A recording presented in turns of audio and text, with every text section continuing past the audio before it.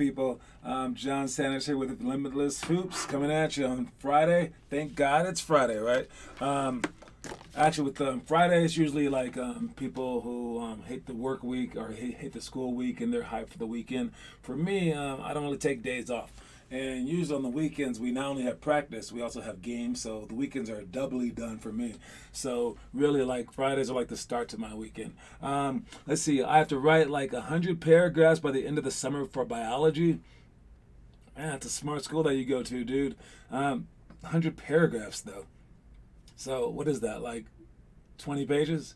That's not that much. You got that. Just break it down into structure. Blah, blah, blah. All right. Anyways, we're moving on here. We are on June 18th. All right. June 19th is Juneteenth. All right. That's the new black holiday, baby. We made it. We made it. All right. But seriously, there's a reason that you celebrate holidays or that you make them in the first place. And it's something that I didn't really catch on to until about year 3 of my program out in California. And people need to celebrate their victories or their milestones, or be reminded of the culture, I suppose. So basically, if we didn't have birthdays, we our family structure would be less. So the stupid birthday cake is huge. If you didn't I don't know, you just need celebrations. You need holidays to give people a break. You need Christmas, the long break. Notice how people can be atheists all they want, but when it comes down to Christmas, they're gonna take that time off, right? When it's Hitler's birthday, no one celebrates that, right? Besides pot smokers. I mean, but even if they gave us the option to have the day off for Hitler's birthday, we're not going to take it because we'll be no, I don't want to celebrate Hitler, right? But yet atheists are oh, Christmas? Yeah, I want that day off. And if you try to work them that day, they'll be whoa, whoa, whoa, whoa. Jesus Christ didn't die for nothing like that. So I think people just love holidays because they just need a rest. They just need a break. They need time to reflect, but also so that we don't forget certain things in our world. So for us, these days are our what are they called? The quarterly parties. We have 4 of them per year only. You guys drugged me down, and I have 4 of them. 4 breaks. Okay. We also do a couple of holiday breaks, we take off for Christmas, New Year's, and in August I believe we have 2 weeks off every year, and that's about it. All right, because basketball is an everyday thing, and if you do it every single day, you're going to be great at it. All right, so heads up for our holidays, and we're going to celebrate those just like that. But for right now, Juneteenth tomorrow. All right, let me see. John, do you think LeBron made the right decision, or do you think he should have gone somewhere else? LeBron should have gone to the Warriors. LeBron would have even been more hated now. Oh man, looking at LeBron's choices, that's what we're going to talk about for the trivia. I would say, man, that Chicago Bulls option would look so good. I was dude, he could have played with Derrick Rose in his prime, and then Carlos Boozer came after that. That's a nuts team. And then the Clippers too, because Chicago's a big market. New York, yeah, but the LA market, the Clippers, him and Blake Griffin, but he didn't know what Blake Griffin was going to be. But I think that team wouldn't have been as good because Blake couldn't really shoot back then, and LeBron couldn't shoot, so maybe a bad match. But I don't know. It was really interesting to walk back through that because I just remember that decision thing being hated, and I didn't really think about it too much. I was just stupid LeBron. Looking at it now, there's so many positives to what he did, and how he did it too. Just everything. It was something that was handed to him, and he had a chance to change the world for a lot of people, and I think he did. So I'm going to talk about that later on.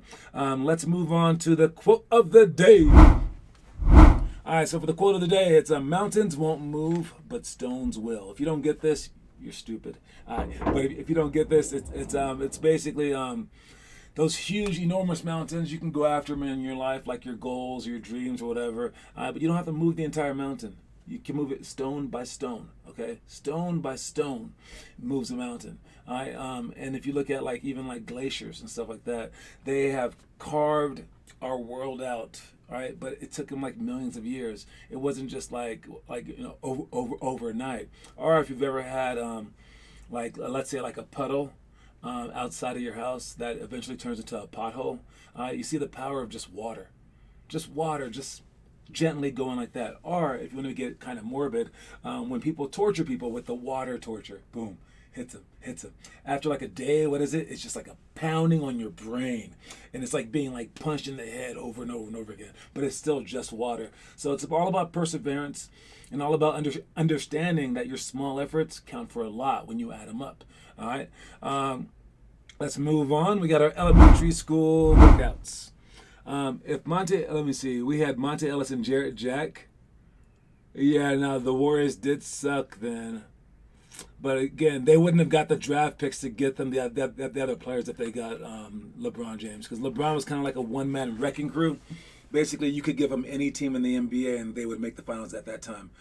Because if you take the guys that was on his team at the Cavs and you took them off the Cavs, they might have like won like 10 games.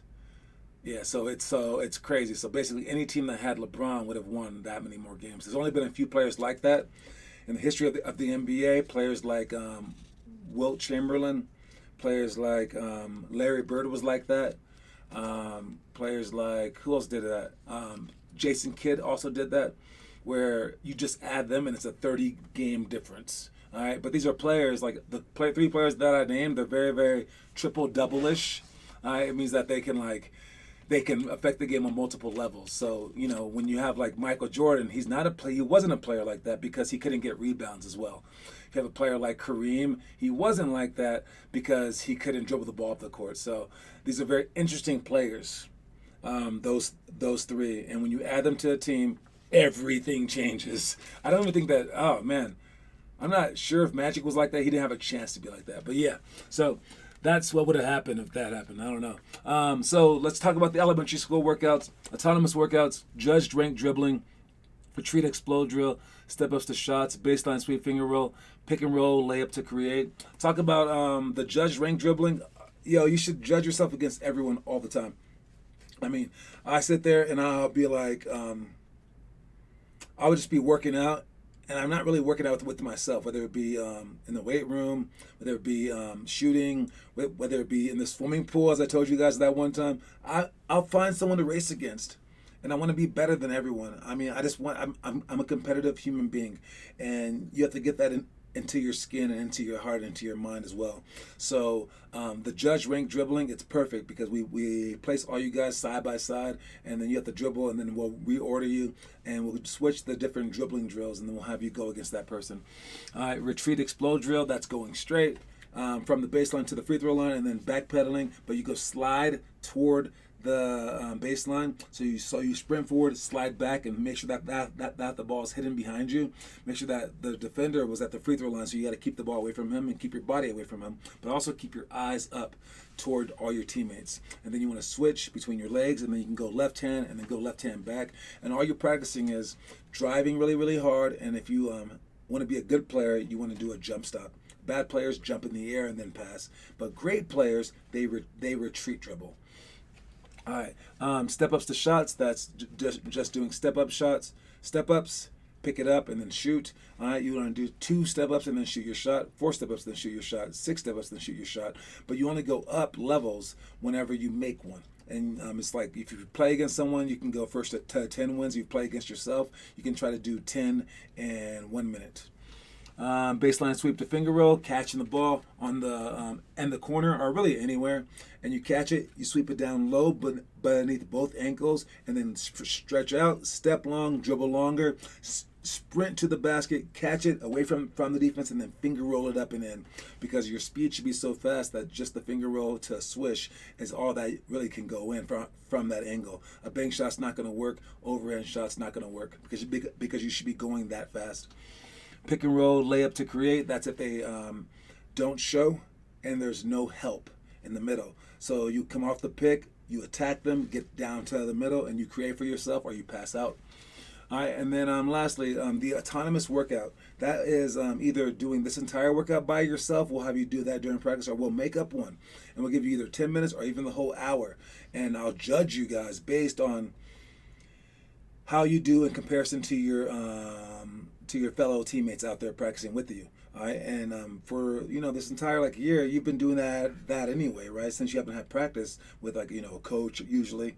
All right, and if you can have autonomy and workout, that weighs more than everything else. So this autonomous workout is by far our best workout that we have, by far. Because if I can teach you guys how to work yourselves out in a hard, going really, really hard way, not like Blake Bastani, who still hasn't posted workouts. I think that dude's given up. I don't know about that guy. Write him in the text something, guys. The autonomous workouts are enormous. Let me see. Let's see. Make the finals in the Eastern Conference. I don't know what that means. Let's see. All right. I have the trivia question set up for automatic time today. And we talked about the quote, talked about the autonomous. We have a new member. All right. So I told you guys before that that I had to skip watching Katie's awesome performance to have a video chat with someone. And I was like, if that kid doesn't become a member, man. Luckily, he did. So we have a new member. His name is Noah. He's a 7th grader. Let's see if Noah will show up, okay? But we do have his money. That's okay. And I told him, I said, listen, I'm willing to rob you of your money if you never want to show up. But if you do show up, it's well worth it. All right. So we'll see what kind of kid he is. We'll try to get him on the show, try to get him to a workout or something like that. But he's signed up, signed, sealed, and delivered. All right. So we will see how that ends up. All right. But yes, it was worth it now. That if he didn't show up, man, I would have been mad about that for a long time. Because I missed one of the greatest playoff performances of all time. I mean, dude. So this kid will stick in my mind for a while. All right, let's move on to homework. All right, so for the homework, knee jumps with no jump at the end, hanging dips. Oh yeah, because his legs hurt. Okay, so he's been yoga, dribbling. So he's been doing some form of homework, and that's a pretty good job. Push-ups. You're trying to figure out what you can do with your leg hurting. I like that a lot. Okay, you can't always go 100%, but you can go, right? So we have a quote that says, if you can't fly, run. If you can't run, walk. If you can't walk, crawl. All right, by Martin Luther King. All right, so great job with that, Connor. Great job with everyone else posting your stuff. I love those tiered free throws. That was the one that I used to always do in high school. All right, I made it up. So if you want to spread that drill everywhere. You don't need to call it after me. Just do it. Don't forget about our monthly homework, which is the raps. All right, it's the rap dribbles, the rap scissor dribble. If you need help, the demo on that is on our challenges page, which is in our curriculum section. All right, you'll text Blake. Thank you very, very, very much. When my friends come to training, can you have us do the divine drill? Oh, hell yeah. All right, hey, I love having you do the divine drill because you never drop. All right, it's someone that I can depend on. All right, and it's also something that I can depend on them sucking because, man, people aren't tough, dude. I mean, that drill is hard. All right, and I love the fact that we also had a little 2nd grader do it last time, and he finished it. And all those other kids that came to that workout, none of them did it except for one. And I gave that one kid a free year's membership, as I told you, though, mostly because he has 8 friends to bring to. I'm not stupid. But I love people that are hardcore like that. In their mind, they just refuse to give up. And I bet you, if I told them before, hey, you get a free year's membership if you stay up, they would have all stayed up. Maybe like 75% of them, right? But because it was like nothing, they didn't do it. So we know that one kid, he's a real kid. I mean, so I like that a lot. It's big time. All right, moving on. Chris Middleton. I like him. I didn't even know he was good until he made the Olympic team, and I was like, who is this guy? No one knows him because he's in Giannis' shadow. He's also very, very, like, his demeanor isn't very exciting. He looks kind of funny. His game's kind of simple, right? So no one really notices him, but he's definitely a crux to the Milwaukee Bucks because, I mean, Giannis without him would suck. I mean, they would have nothing. They could just like bring it in. And then him without Giannis would suck. So it's like a great duo. And it's a fun one because they're not like invincible, right? They have all these like flaws to their game. And I think that's a pretty good team to cheer for. And it's really hard to cheer against Giannis. He's just a great guy. I feel bad for him and stuff. I also feel bad for his brother that comes on at the end of the games and he's just trying his hardest and he's just not as good. And it's like he tries so hard. All right. But Chris Middleton, man, he makes timely shots. timely shots. Did you notice every time that the Nets came back, they were roaring back. They would be like, if the Nets were up by 9, people would be like, this game's over with.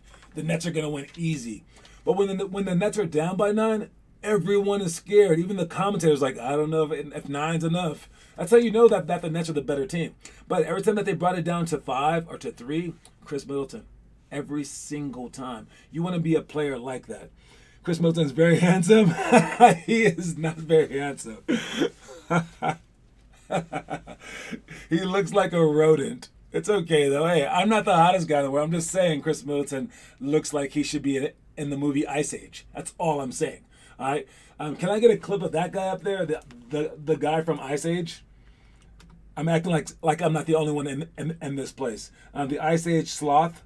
What was his name? Yeah, that guy right there. Okay, so I mean, I'm not saying, but yeah, that's him, dude.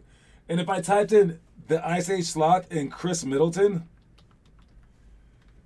I would probably get them both side by somebody. Anyone?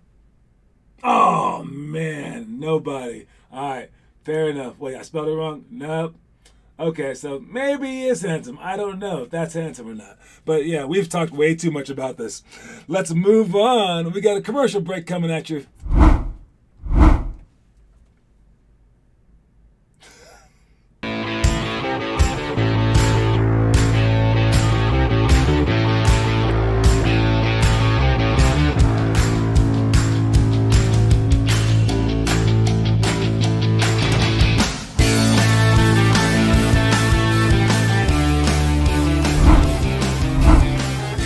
Connor, that's the funniest thing that you've ever said.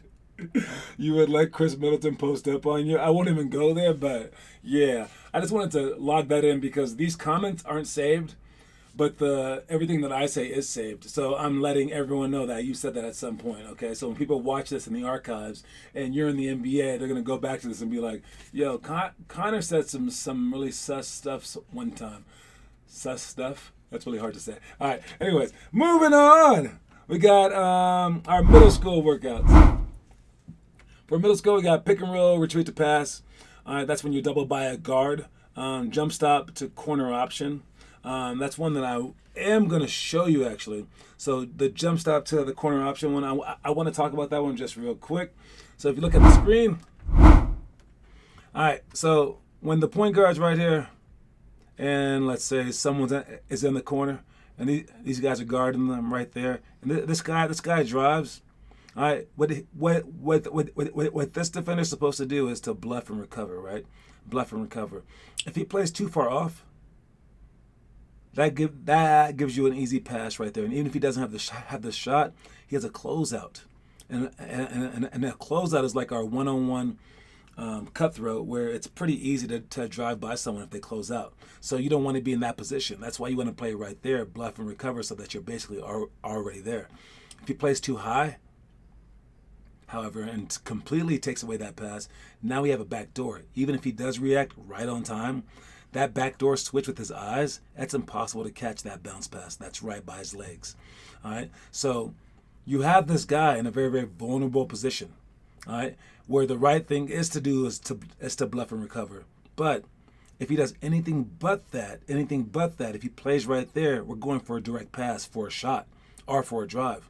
If he plays right there, we're going back door. So he kind of can't play anywhere. I mean, if he plays there, it's a back door, of course, right? But if he's on the line or slightly behind it, that's a good chance for a back door. If he's too far this way, that's a great chance for a pass and then a score. All right. So you have to make him pay. You have to read this guy to see whether he's in the passing lane or whether he's not. And if both of you guys are on the same wavelength, it should be a jump stop. Have the ball high, then put the ball low to your knee, and then initiate it and just sprint back door, and that should be a bucket. All right, and then basically you become a great point guard because you got it in this area. You got to the teeth of the defense, and that's why that's so dangerous. All right, so make sure that you understand that and take care of that, and that's about it. And moving back to the workout stuff.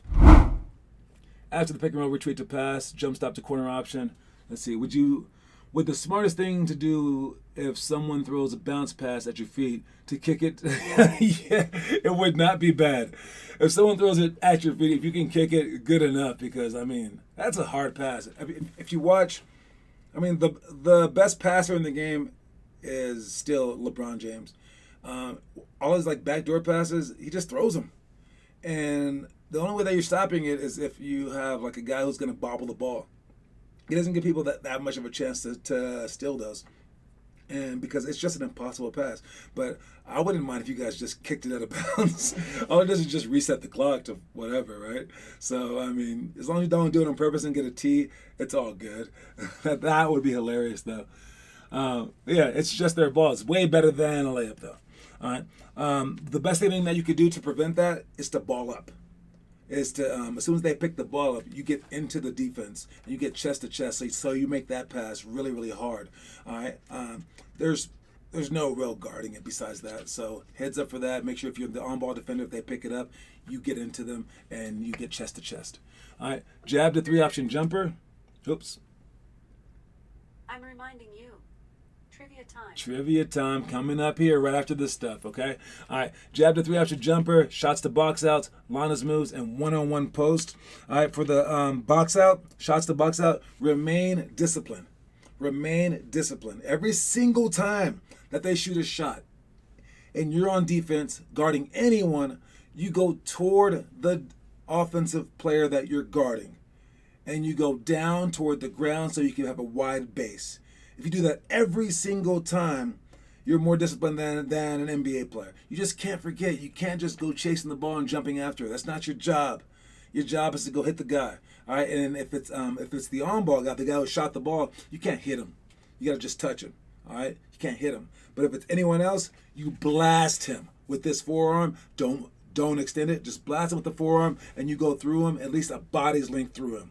You can't keep going. But for you guys, if you guys play against bigger guys, aim for that. Try to send them to the 3-point line, okay? But again, if you're already bigger, you can't send them to that 3-point line. So there's a body difference, right? All right. Anyways, let's go to our trivia time stuff. Here's the trivia time question. And again, we have Finn Kaufman with 8, Connor Rush with 3, Ray Marchetti with 2, Blake with 0, and Lucas with 0. All right. So we talked about the LeBron James stuff, and one big thing that I've already brought up with you guys about it is that there's the music industry, and I just found out that every time that you listen to a song on Spotify, the artist gets 0.005% or percent of a cent. It's like the smallest number of a cent, right? And it's crazy. And they say even after all that, if they have a number one song, the guy who had the last number one song only got $4,000. Because how they do it is they take all the money, and Spotify is pretty nice about it. They only take like a certain percentage, but they give like 80% to the music industry. The music industry, though, does not dole it out evenly. They give it to whoever the biggest artists are. So basically to Drake. So if you're a small artist that only has one hit, you don't really get anything. So it's like really, really weird and backwards, right? And then they do these people dirty like Taylor Swift. And they basically treat them like crap because, and it's not like crap. These people still make some money, but it's not in comparison to these big, huge industries. So the industry, like no matter how much, if you give someone $1 million and they're doing 99% of the work and you take $1 billion, there's a problem there, right? So that was the NBA, basically. All before Magic and Larry Bird got there, then it got a little better.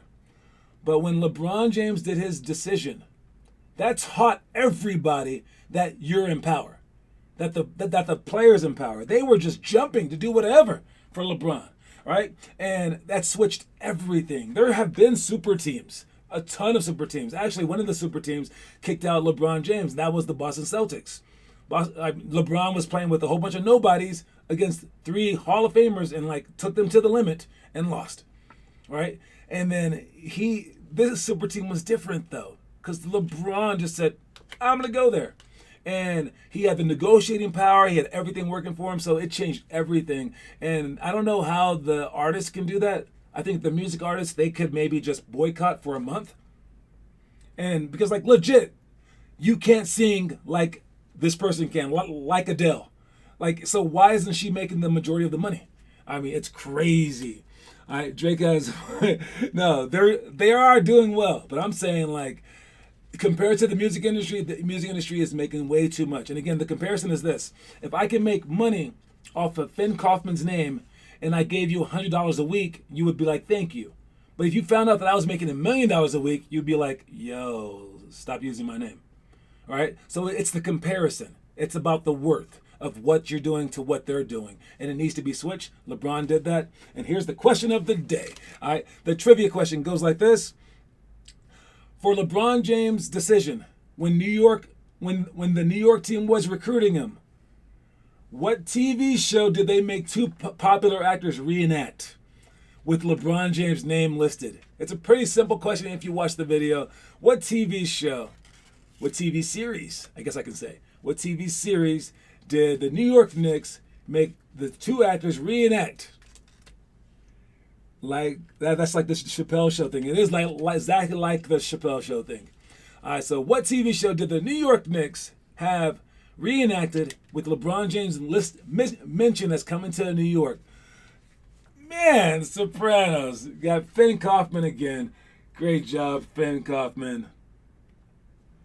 Killing it. Man. So, with that said, let's move on quickly because I talked way too much. We got the story of the day. Watch it. Don't judge yourself or others based on age and what you're capable of doing or achieving. Some of the greatest feats this world has ever seen have been the work of those once deemed too young or too old. Age is not a barrier. It's merely a limitation placed on the mind. All right, age is not a barrier. It's merely a limitation placed on the mind. I don't care if you're too old or too young. You can do amazing things. All right, there was Gandhi. He didn't start his entire he was a lawyer at the age of 35 and just like, let me change my lifestyle. That was it. All right. There was Tiger Woods. He was like 2 years old when he started doing amazing things. And then you have someone like Buddy Hield, who didn't learn how to shoot until like his junior year in college. All right. If you guys decide right now that you want to change things, you can do it. Okay. It doesn't matter if you're too young, too old, whatever. All right. So don't have that place a limitation on you. All right. And next thing with that said, we got the high school stuff real quick.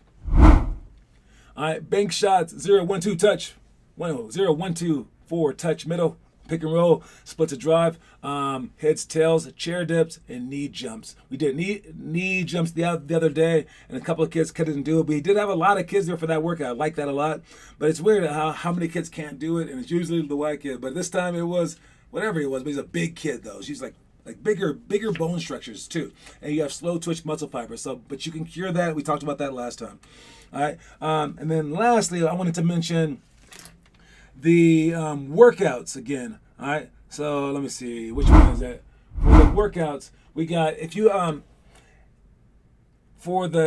a, let me see what grade they were. It was the 6th and 7th graders. 6th and 7th graders, if you have a challenge, your challenge for the month is the Chastain Challenge. All right. And the Chastain Challenge is listed right there. If you click it, it brings you to Chastain's page where some of you guys have already done it. You get to select one of these things in the conditioning, mentality, health, skill, strength. You can select one of each. You can't select multiple of each, but just one of each, and then you put in your stuff right here, create challenge, and then it asks you your email and stuff like that. So it'll give you a monthly challenge to do. Your goal is to do all of them, right? And the reason why it's called the Chastain Challenge is because it's a challenge that I gave her. I was really impressed by her, and I've given it to everyone. No one's ever done it like her. All through this time, no one's ever done it quite like Finley. All right, Finley not only did the challenge, she marked it, she printed it out every single day, put it in a book, marked off every single day that she did it, every single time that she did it, and she did it every month for 10 straight months to get through every single thing. I didn't even ask her to do all that. All right, 10 straight months, and she put it all into a book along with the monthly homework, along with still coming to our workouts. All right. I've never seen that. And then after the 10 months was done, she did it 2 more months. All right, just for the heck of it. And then I was like, dude. And it's just what she did. She probably missed a couple of days the entire time. All right. The Chastain Challenge is called that because of that. Now, my question to you is, what is your legacy going to be? All right, I'm passing out legacies. I'm passing them out. I'm passing them out like they're candy, man. We got the divine drill. We got the fly drill, all named after people. We got the God's drill, all named after people. I'm waiting. And the only one that I can think of right now for you guys is Finn's trivia time, because Finn Kaufman kills at these things. I mean, what will be your legacy? You guys can create whatever you want. Whatever you want, you can create your legacy, but make sure that you create it. And for me, that's why I do this stuff, okay? Hey, that's why I have a pen with 50 All-Stars on it and this, just so people want this stuff. And I'm just flashing this stuff, all right? So earn this stuff. All right, anyways, we got I got open gym tonight with I invited 10 coaches, potential coaches. I'm trying to form a team, and I'm going to try to get them that way. So we'll see how that goes. Maybe we might film a couple things. I don't know. But hopefully I'm going to use a lot of time to just pass to them, to make them feel really, really good about themselves. That's my plan. So anyway, that's what I'm doing tonight. Hopefully you guys are going to be working out, playing games this weekend, taking care of business. All right, you guys, great job. And congratulations to Finn Kaufman. Don't forget that the quote of the day is, mountains won't move, but stones will. All right, so keep going. All right, we'll see you guys later. Happy Juneteenth. Peace.